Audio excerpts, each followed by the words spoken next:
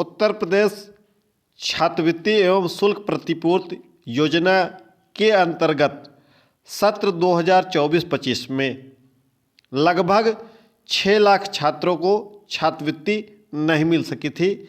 इसके बारे में आपको डिटेल से जानकारी देंगे। इसके पहले भी इस संबंध में आपको जानकारी दी जा चुकी है। नमस्कार दोस्तों, आप सभी का स्वागत है आपके अपने YouTube चैनल पर। हमारे सभी भाई बहनों देशवासियों को दीपावली की अग्रिम शुभकामनाएं। आप लोग दीपावली को खूब धूम धड़ाके के साथ मनाएं, क्योंकि यह पर्व साल भर में एक बार आता है। तो इस पर्व को खूब अच्छी तरीके से मनाएं और खूब एंजॉय करें, ताकि यह मोमेंट आपको साल भर याद रहे। तो चलिए इस वीडियो में आपको स्कॉलरशिप के बारे में बता देते हैं। हमने इसके बारे में पहले भी बताया हुआ है, यह सब आपको नहीं करना है। तो 26 अक्टूबर के बाद की प्रक्रियाएं आपको करनी है। किसको कब क्या करना है पूरा डिटेल से समझ लीजिएगा, क्योंकि 27 अक्टूबर से 3 नवंबर तक डीएलएड की परीक्षाएं भी हैं और डीएलएड के अभ्यर्थी सबसे ज़्यादा इस छात्रवृत्ति से वंचित थे। तो चलिए शुरू करते हैं, एक एक करके आपको बताते हैं। जिनका मान लीजिए कोई भी पाठ्यक्रम है, सत्र 2024-25 में था उच्च शिक्षा में, चाहे वह कोई भी पाठ्यक्रम हो, क्योंकि इतने पाठ्यक्रम हैं नाम लेना संभव नहीं है, वीडियो बहुत लंबी हो जाएगी। तो आपका चाहे जो भी पाठ्यक्रम हो, BA-BSc BCom, MMSc MCom, B.Ed BTC जिसको DLED के नाम से जानते हैं, या कोई मेडिकल पाठ्यक्रम या कोई इंजीनियरिंग पाठ्यक्रम रहा हो, अगर आपने पिछले वर्ष आवेदन नहीं किया था तब आपको यह प्रक्रिया करनी होगी। कब? 27 अक्टूबर से 31 अक्टूबर तक। ध्यान से सुन लीजिएगा फिर से। अगर आपने पिछले वर्ष आवेदन नहीं किया था तभी आपको आवेदन करना है। यदि आपने आवेदन नहीं किया था तभी आपको आवेदन करना है। यदि आपने आवेदन कर दिया था तब आपको आवेदन नहीं करना है। क्लियर?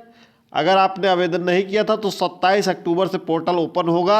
27 अक्टूबर से 31 अक्टूबर तक आप ऑनलाइन आवेदन कर लीजिएगा और तुरंत अपना प्रिंट आउट निकाल लीजिएगा। उसको 1 नवंबर या 1 नवंबर के पहले अपने महाविद्यालय में जमा कर दीजिएगा। ठीक है? क्लियर? 1 नवंबर तक अपने सभी संलग्नकों के साथ शिक्षण संस्थान में जमा कर दीजिएगा। दूसरा प्रश्न आ रहा था कि आय प्रमाण पत्र किसका लगेगा। तो आय प्रमाण पत्र अपने पिताजी के नाम से बनवाएंगे। उसमें आपके पिताजी का नाम रहेगा और फिर पिताजी के पिताजी का नाम यानी कि दादाजी का आपका नाम रहेगा। क्लियर?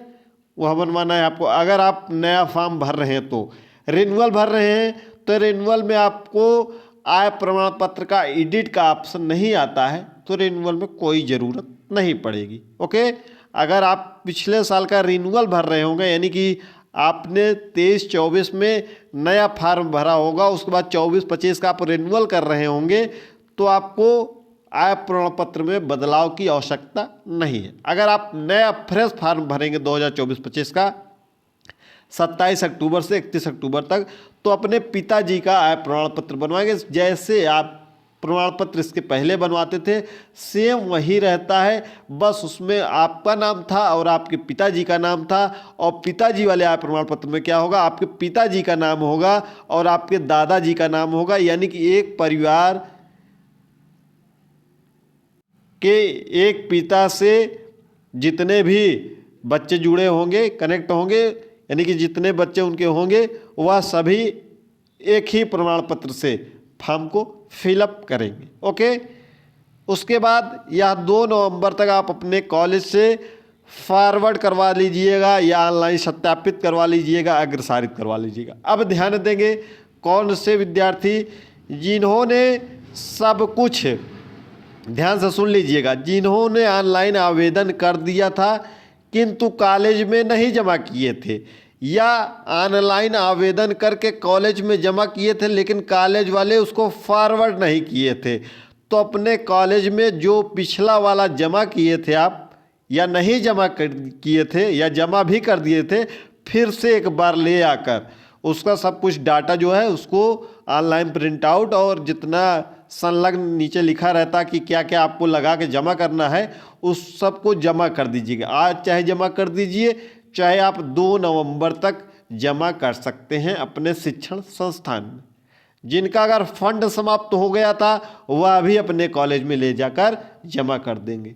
जिनका सब कुछ वेरीफाई था लेकिन नहीं आया, अब भी लिखा हुआ है कि वेरीफाइड लेकिन नहीं आया, वह भी ले जाकर जमा कर देंगे। उनको कुछ भी आवेदन नहीं करना है। क्लियर? अब अगर आपको नहीं समझ में आ रहा तो इसकी जिम्मेदारी आपकी है। हाँ, इसके अलावा जितनी चीज़ें हम बता देंगे, अगर इसके अलावा कुछ आप पूछना चाहते हैं तो पूछ सकते हैं, लेकिन इसके अलावा अगर पूछेंगे तो हम अगली वीडियो में और क्लियर करके उन डाउट को भी आपका वीडियो बना देंगे, क्योंकि उसमें डीएलएड की भी परीक्षाएं, आप लोग परीक्षा से पहले सब कुछ जान लें। उसके बाद फिर से आप ब्लॉक करेंगे, उसके बाद वह सब आपके ऊपर नहीं है। हाँ, फिर आपका 10 नंबर जरूरी है। यह पीडीएफ हमारे टेलीग्राम पर उपलब्ध है, प्रयागराज एजुकेशन ऑफिशियल पर, लिंक आपको डिस्क्रिप्शन बॉक्स में मिल जाएगा। यह बहुत महत्वपूर्ण है, खास तौर पर डीएलएड जिनका वर्तमान में 3य सेमेस्टर चल रहा है उनके लिए बहुत महत्वपूर्ण है। इसी में उनको करेक्ट करना है, या कोई और भी पाठ्यक्रम रहा होगा जिनका रिजल्ट न आने के कारण रिजेक्ट हो गया था, उनको 8 नवंबर से 11 नवंबर तक करेक्शन करना है। ध्यान से सुन लीजिएगा, डीएलएड 3य सेमेस्टर के जो भी छात्र, जो भी प्रशिक्षु हैं, उनको इसी में करेक्शन करना है। कब से कब तक? 8 नवंबर से 11 नवंबर तक करेक्शन करना है। अपना डीएलएड फर्स्ट सेमेस्टर और सेकंड सेमेस्टर दोनों के अंकों का टोटल करके इसमें जो भी पूछा जाएगा, वैसे तो कुछ पूछा नहीं जाता है, केवल आपको जमा करना रहता है, तो जमा कर दीजिएगा। ठीक है, फिर आप इसको कर लीजिएगा जो भी ऑप्शन में आएगा। अगर जो भी ऑप्शन में आएगा, वैसे तो रिन्यूअल क्यों का आपका है डीएलएड 3य सेमेस्टर का, तो इसमें आपको कुछ करना नहीं होगा। आपको सीधे फिर से ऑप्शन एक आ जाएगा, वही रजिस्ट्रेशन नंबर वगैरह डालेंगे फर्स्ट सेमेस्टर वाला, तो वह रिन्यूअल का ऑप्शन आ जाएगा नीचे, तो डायरेक्ट फाइनल प्रिंट आउट का ऑप्शन आ जाएगा, उसको आपको क्लिक करके प्रिंट आउट निकाल लेना है। ठीक है, उसके बाद डीएलएड का अपना सब कुछ लगा के फर्स्ट सेमेस्टर सेकंड सेमेस्टर का अपने संस्थान में जमा कर देना है 12 नवंबर या उसके पहले पहले, और उसके कॉलेज से कहकर फॉरवर्ड करवा लेना है। ठीक, क्लियर? अगर डीएलएड 3rd सेमेस्टर का 27 से खुलेगा तो हम आपको सूचित कर देंगे। वैसे तो संभावना है कि 8 नवंबर से 11 नवंबर के बीच में ओपन होगा, लेकिन आप लोग सतर्क रहिएगा, क्योंकि पिछली बार भी ऐसे ही प्रक्रिया हुई थी, तो उसमें करेक्शन वाले में भी ही ओपन हुआ था। तो थोड़ा सा आप लोग को सतर्क रहना है। हम आपको टेलीग्राम पर सूचित कर देंगे, साथ ही साथ वीडियो भी बना देंगे। ठीक है, तो आप दोनों तिथियों पर सतर्क रहिएगा, 27 वाले पर भी और 8 वाले पर भी। ठीक है, 1-2 दिन आगे पीछे हो सकता है चीज़ें। फिर उसके बाद जमा कर दीजिएगा, फिर स्क्रूटनी वगैरह हो जाएगी। उसके बाद आपकी जो छात्रवृत्ति है वह 28 नवंबर को आपके खाते में आ जाएगी। 28 नवंबर को आपके खाते में स्कॉलरशिप आ जाएगी। यह चीज़ें हैं, ये पीडीएफ मिल जाएगी आपको टेलीग्राम पर। इसके अलावा जो और कनेक्शन होगा, कोई और प्रश्न होंगे तो पूछ लीजिएगा। कोई भी पाठ्यक्रम हो, आपके अगर स्कॉलरशिप नहीं आए, किसी कैटेगरी से हो, तो कमेंट बॉक्स में हमें ज़रूर बता दीजिएगा।